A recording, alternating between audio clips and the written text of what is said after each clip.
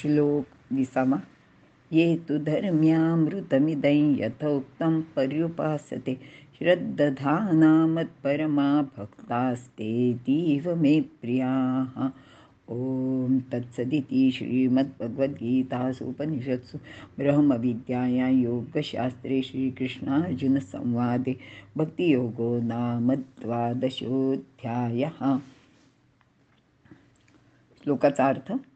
जे श्रद्धा ठेवणारे आणि केवळ ईश्वराला परमश्रेष्ठ मानणारे भक्त येथे सांगितल्याप्रमाणे म्हणजे अमृत ज्ञानाचे सेवन करतात, ते मला ईश्वराला अत्यंत प्रिय होतात. विवरण. या अध्यायातील ही भक्तलक्षणे आपण रोज सेवन करावीत. त्याचे मनन करून त्यातील थोडी थोडी का होईना आपल्या आचरणात आणण्याचा प्रयत्न करावा. आपले जीवन परमेश्वराकडे न्यावे. या अध्यायात भक्तीचे सांगितलेले महत्त्व लक्षात घ्यावे, त्यावर श्रद्धा ठेवून त्याचे आचरण करत जावे आणि भगवंताला प्रिय व्हावे. ये तु धर्म्यामृतमिदै यथोक्तम पर्युपासते. ये म्हणजे जे साधक, परमश्रद्धाळू असे भक्त आहेत ते. तू म्हणजे परंतु.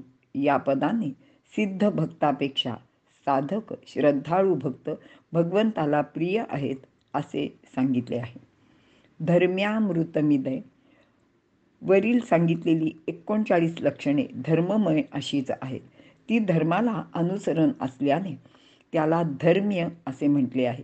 ते कधीही कालबाह्य न होणारे असे तत्वज्ञान असल्याने त्याला अमृत म्हणजे कधीही न मरणारे किंवा कधीही नष्ट न होणारे असे हे तत्वज्ञान आहे. ते जसेच्या तसे नित्य राहते. यथोक्तम जसे सांगितले आहे तसेच. पर्युपासते उत्तम प्रकारे सेवन करतील. वर सांगितलेली लक्षणे जशी सांगितली आहेत तसे त्याचे आचरण करणे. यातील सर्वच्या सर्व लक्षणे एका वेळी आचरणात आणावीत असा भगवंताचा भाव नाही किंवा इथे तसा अट्टहासही केलेला नाही. पण यातील एक एक लक्षण आपल्यात आणण्याचा निश्चय आपण करीत जावे. तो दृढ असावा. एक लक्षण अंगी बाणवत गेल्यास दुसरे आपोआपच येत जाते. जसे आसक्ती किंवा ममत्व सोडाव्याचे ठरवले तर क्रोध सुद्धा राहत नाही, आणि क्रोध गेला तर मग चित्ताचे समत्व सुद्धा साधते. मन शांत होते. मग मनाला संतुष्टता येते, शांती समाधान लाभते. या सर्वासाठी नित्य साधन, निश्चयाची दृढता व भगवंत वचनावरची श्रद्धा दृढ हवी. याचे जसे जसे आचरण होत जाईल तसा तसा साधकाचा सिद्ध होत जातो. भक्तीचे साधनेत श्रद्धा आणि प्रेमाला फार महत्त्व आहे, तर ज्ञानाचे साधनात विवेकाचे महत्त्व आहे असे सांगितले आहे. पण भक्तीबरोबर विवेकाची सुद्धा अत्यंत गरज असते. श्रद्धा नेमकी डोळस हवी. आपण कशावर श्रद्धा ठेवावी हे सर्वप्रथम लक्षात घेतले पाहिजे. केवळ परमात्म्याविषयी श्रद्धा महत्त्वाची आहे. म्हणून ज्ञान साधनेत किंवा भक्ती साधनेत दोन्हीकडे श्रद्धा व विवेक हे अत्यंत महत्त्वाचे आहेत. म्हणून ते मतपरमा भगवंतामध्ये परायण असले पाहिजेत. कारण भक्तियोगात भगवत परायणता ही मुख्य आहे. त्यामुळे त्याची कृपा आपोआपच होत राहते. भगवंताची संपत्ती असलेले सदाचार, सद्गुण व सद्भाव आपल्या अंगी दृढ होत जातात व आपण भगवंताला सन्मुख होत जातो. भक्तास्तेती व मे प्रियाः. या भक्तिमार्गावर चालणाऱ्या साधकासाठी भक्ताः हे पद आले आहे. जे भगवंताचे ठिकाणी मनाला तल्लीन करून अत्यंत श्रद्धेने त्याचीच उपासना करतात, त्या साधकांसाठी भक्ता हे पद आले आहे.